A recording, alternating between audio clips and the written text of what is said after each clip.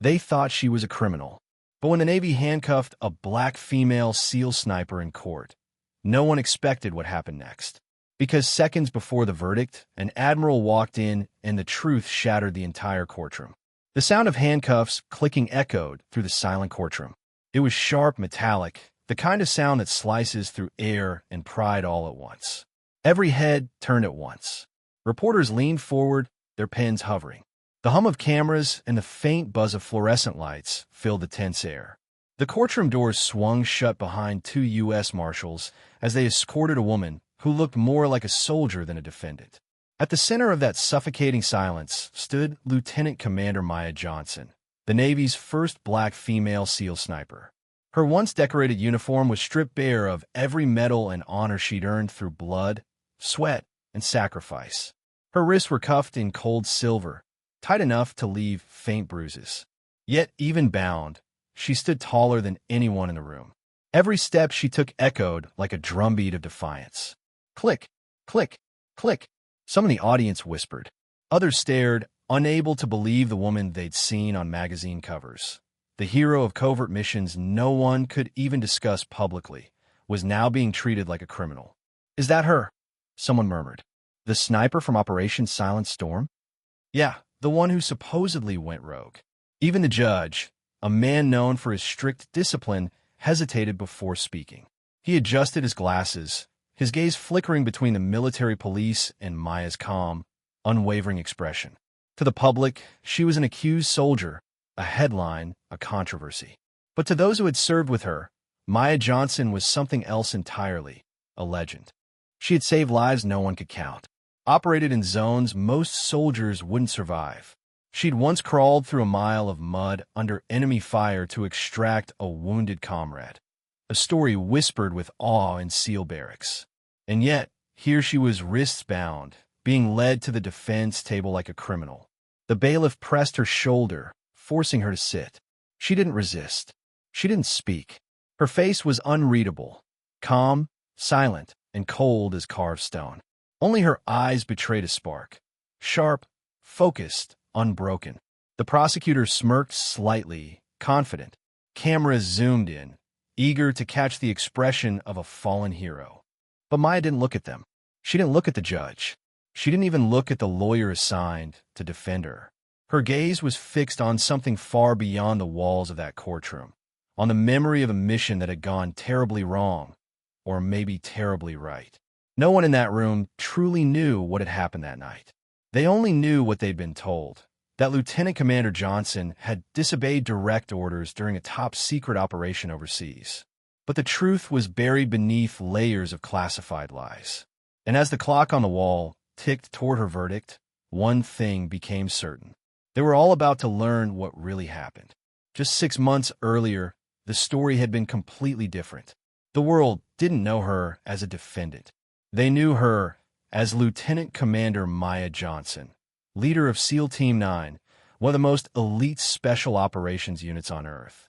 Her team had been sent into the heart of a war zone, a place so deep behind enemy lines that even satellites couldn't track them. The mission was classified, the stakes life or death. Their objective: rescue a group of kidnapped humanitarian workers before they were executed for propaganda. The area was known as Sector 9, a maze of crumbling buildings and armed insurgents. No reinforcements, no air support, just 6 soldiers and their faith in each other.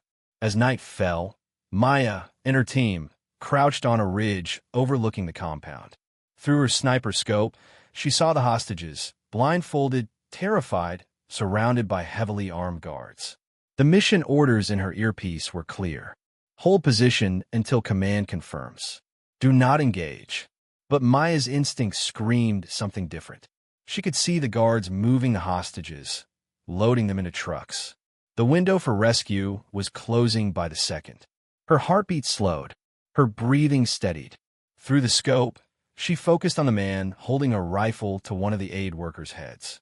"Command, they're moving the hostages," she whispered. "We'll lose them if we wait." No response. Static. Then again, louder. "Command, do you copy? They're executing the plan now." Silence. Something was wrong. Either the signal was jammed, or someone didn't want them to act. Maya had a choice: follow orders and watch people die, or break them and save lives. She closed her eyes for half a second, then opened them, full of resolve. She whispered to her team, "Take the shot on my mark. 1, 2, 3. Crack." Her first bullet dropped the guard instantly. Crack. Another one fell. Then another. The battlefield erupted into chaos. Within seconds, SEAL Team 9 stormed the compound, moving like shadows. Bullets tore through the night, but Maya's voice stayed calm over calms, commanding, focused, fearless. 3 minutes later, it was over. The hostages were safe. Every insurgent neutralized. When the choppers finally arrived at dawn, the rescued aid workers clung to Maya's hand, thanking her through tears. Her team called her a hero. They said she had saved 9 innocent lives and prevented an international disaster. But not everyone saw it that way. When they returned home, the mission was buried under classified seals. Reports were rewritten. Maya's name disappeared from the record, and weeks later, she received a cold and signed letter. "You are hereby relieved of duty, pending investigation for disobeying a direct order." Behind closed doors, powerful men called her reckless. But what they really meant was, she embarrassed them. Someone had to take the fall for the political backlash, and Maya, being the highest-ranking black woman in her unit, became the perfect scapegoat. Soon, the hero of Sector 9 stood alone, charged with insubordination, stripped of her command, and paraded before a military court like a traitor. The prosecutor's voice sliced through the thick tension like a blade. "Lieutenant Commander Johnson," he said, each word dripping with disdain, "did you, or did you not, disobey a direct order from your superior officer during Operation Silent Storm?" The courtroom fell still. Reporters leaned forward, pens ready. Cameras zoomed in on her face, hoping to catch a flicker of guilt. But Maya Johnson didn't flinch. Her posture remained straight, her gaze unwavering. "I did what was necessary to save lives, sir," she replied, her voice calm, steady, and deadly controlled. A ripple of murmurs swept through the audience. Some gasped, others whispered she admitted it. The prosecutor smirked triumphantly, circling her like a shark sensing blood. "So you admit you broke the chain of command?" he said, eyes glinting with arrogance. Before Maya could respond, a young man shot to his feet. "Objection, Your Honor." It was Lieutenant Ethan Cross, her defense attorney, barely 30, but sharp, loyal, and one of the few who still believed in her. "The mission logs clearly show a communication failure," Ethan argued firmly. Lieutenant Commander Johnson didn't disobey. She acted when the signal broke. Without her decision, there would have been 9 dead civilians instead of 9 survivors. The judge, a stern-faced man in military uniform, adjusted his glasses and spoke in a flat tone. "Objection overruled." A low murmur spread across the room again. Maya's jaw tightened, but she didn't speak. Ethan leaned close and whispered under his breath, "They've already made up their mind. This isn't about justice anymore." He was right. The trial dragged on for 5 grueling days. Each morning, Maya was escorted into the courtroom in chains. Each night, she was led back out under flashing camera lights and whispered rumors. The prosecution presented edited drone footage, conveniently trimmed before her decisive moment. They showed radio transcripts that were incomplete, missing entire minutes of communication. And every time Ethan requested access to the original files, the answer was the same: classified, national security. Witnesses from her team were silenced or transferred. One of them, her second-in-command, was suddenly unavailable for testimony. Another received orders to refrain from commenting on ongoing investigations. Maya watched it all unfold in silence. She didn't cry. She didn't plead. But behind those steady eyes, she could see it clearly now.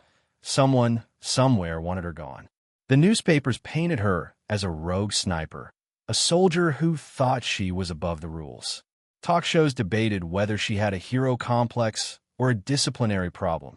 Even some of her fellow officers avoided eye contact when she passed by. But deep down, Maya knew the truth. Something about that mission, something buried deep under those classified labels, terrified the people in power. They weren't just trying to punish her. They were trying to silence her. And as the judge announced the trial would continue the next morning with the final verdict, Nyah looked up, not at the prosecutor, not at the jury, but straight at the American flag behind the bench. Her eyes narrowed. If they thought she was done fighting, they were wrong. It was the fourth day of the trial, and the air inside the courtroom felt heavier than ever. The judge's gavel tapped lightly as he shuffled papers. This court will now reconvene for final statements before the verdict. The tension was unbearable. Nyah sat quietly at the defense table, her wrists still cuffed, her uniform crisp but stripped of every medal. Behind her, her mother clutched a handkerchief, whispering silent prayers. Her father stared straight ahead, jaw clenched, fighting the urge to stand and defend his daughter. Her teammates, the ones she bled beside, weren't even allowed inside. Security reasons, they'd been told. The prosecutor stood with a faint smirk, confidence dripping from his voice. Your Honor, the evidence speaks for itself. The defendant broke protocol, endangering international operations. The government recommends dishonorable discharge and confinement. Suddenly, a sound cut through the courtroom. Creak. The heavy oak doors swung open. Everyone turned. The bailiff stepped forward instinctively, but then froze. A tall man entered, broad-shouldered, calm, commanding. His uniform gleamed with ribbons and medals, the light catching the gold trim on his epaulettes. Admiral Raymond Sinclair. The room fell silent. Even the judge blinked in disbelief. The head of Naval Special Warfare Command, the highest-ranking SEAL in the U.S. Navy, the kind of man who didn't just walk into courtrooms, was now standing there in person. The judge's voice cracked slightly. Admiral Sinclair, this proceeding is closed to outside personnel. You have no clearance to. But the Admiral didn't stop walking. He moved with authority, each step echoing against the marble floor like a drumbeat. When he reached the center of the room, he turned sharply toward the bench. His voice filled every corner. Before you pass judgment on one of our finest, you should hear the full truth. He reached into his coat pocket and placed a sealed envelope on the judge's desk. The wax seal bore the insignia of naval intelligence. The judge hesitated, then broke it open. Inside, a flash drive and printed transcripts stamped classified, level 7. This, the Admiral said firmly, is the complete mission data from Operation Silent Storm. Unedited, unaltered, pulled directly from our black box recorder. The prosecutor's face went pale. That information was never authorized. The Admiral's glare silenced him instantly. That information, he snapped, was buried to protect a political agenda. And it ends today. He turned toward the courtroom, his deep voice resonating with anger and pride. Lieutenant Commander Johnson didn't disobey orders. She acted when our communications failed, when the system we built failed her. Because of her actions, 6 Americans and 3 foreign aid workers are alive today. Without her decision, we'd be burying them instead. Gasps rippled through the room. The prosecutor fumbled for words. That's impossible. The report was falsified, the Admiral interrupted, by people more interested in saving their careers than saving lives. He turned toward Nyah. For the first time in days, her expression shifted, the faintest glimmer of emotion in her eyes. Respect. Relief. The Admiral nodded slightly. You did your duty, Commander. The Navy failed you. But I won't. No one spoke. The courtroom, once buzzing with doubt and gossip, now sat in stunned silence. And in that silence, for the first time since her arrest, Nyah Johnson felt the weight on her shoulders begin to lift. The judge sat motionless, eyes scanning every page of the classified documents Admiral Sinclair had handed him. The room was silent, so quiet you could hear the soft ticking of the clock above the bench. No one dared to breathe. Every pair of eyes was locked on Nyah. For a moment, she wasn't a defendant. She wasn't a headline. She was a soldier, standing at attention in her heart, waiting for the truth to finally be seen. The judge's expression shifted from confusion to disbelief and then to guilt. He removed his glasses, rubbed his temples, and looked toward Nyah. Lieutenant Commander Johnson, he began slowly, this court has reviewed the evidence presented by Admiral Sinclair, evidence that was intentionally withheld from this tribunal. He paused. The tension could have snapped steel. Based on this new information, he continued, his voice firm now, this court finds Lieutenant Commander Nyah Johnson. He raised the gavel. The sound echoed like thunder. Not guilty on all charges. For half a heartbeat, no one moved. Then, the room exploded. Reporters shouted over one another. Cameras flashed like lightning. Nyah's mother collapsed into tears, covering her face with trembling hands. Her father stood, shoulders shaking, finally letting his pride show. Ethan Cross, her young defense attorney, exhaled in disbelief.